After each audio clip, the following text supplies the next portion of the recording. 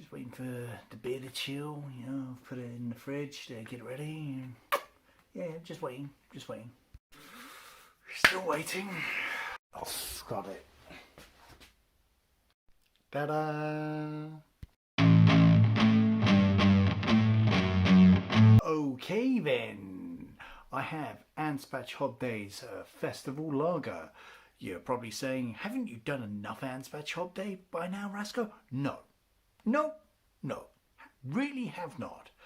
I've had this in the stash for a few months. It's still in date. It's in date until September.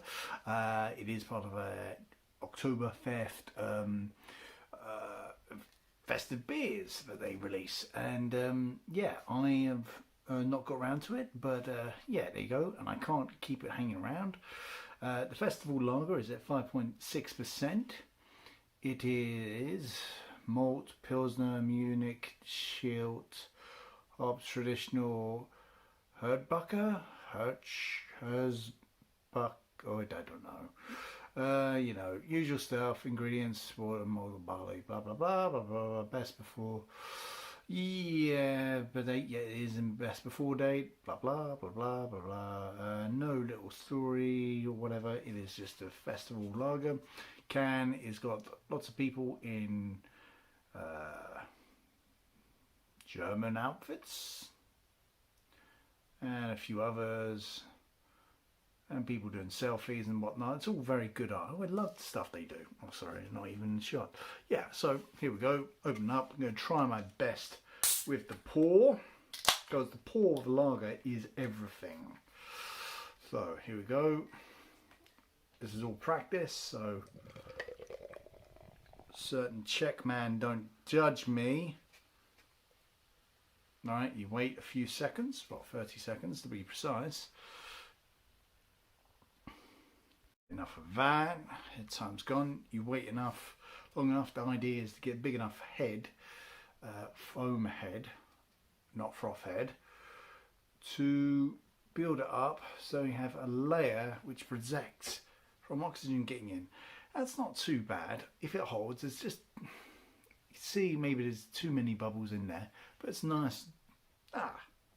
Good head. Aroma. It's got this rather fresh sense with it.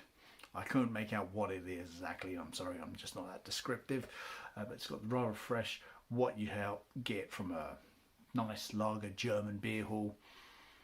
This really does. This is just tingle on the nose, and I'm quite glad. I'm quite impressed with my pour.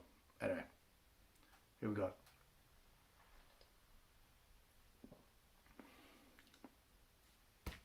I'm really impressed with the pour. Why?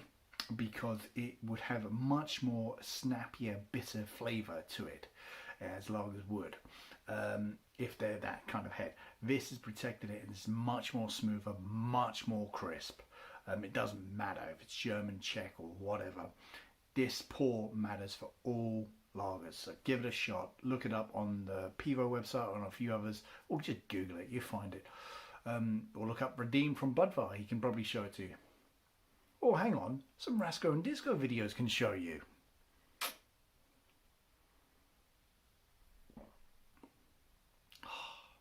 So much better. I'm so proud of that. Yeah. This is going down way too good, and it's fantastic. I've had this before and it's never tasted so good thanks to the pour. Pour. Anyway, I'm going to watch a bit of Obi-Wan. I'll let you know how it goes.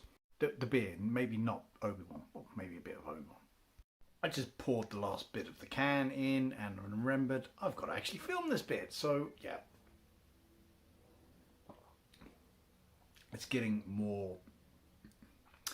I'm having struggling to, you know, detail what it is in lager, but it is just more fresh. It is just more crisp. It is. That's all I really can say about it at this point in my reviewing life, or indulgent life. There's a slight bitterness at the back of it, not bursting with bitterness like it would be, and I think I've done well again with the pour, to emphasize on this. You know, I've said this many times in live shows and videos, and there's a Rasko and Disco live show which you can watch on YouTube, but it was filmed on Instagram. So if you watch it on YouTube, it'd be like that. So do what you want, but it's with Pivo. The guys who are running it now moved on to other places. Detail, how the pour really affects the drink, and this is what is brought out. It would be a totally different experience, and the only regret I have is not having some food. Maybe I will do my beer food pairing at one point. Probably not.